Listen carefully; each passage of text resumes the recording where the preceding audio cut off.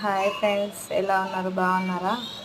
నేనైతే ఇవి చేస్తున్నాను. ఇవేంటంటే కరియలు అంటాము. దీనికి ఇంకొక పేరు కూడా అంటారు, కజ్జికాయలని. అయితే ఇది చేయడానికి నా దగ్గర మిషన్ లేదు.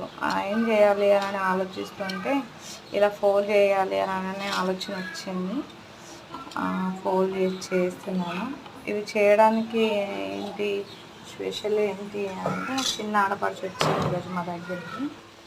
మా చిన్న ఆడపడుచు వాళ్ళ పిల్లలు వచ్చారు, వాళ్ళకి ఇష్టం ఇవంటే, అందుకే చేస్తున్నాను.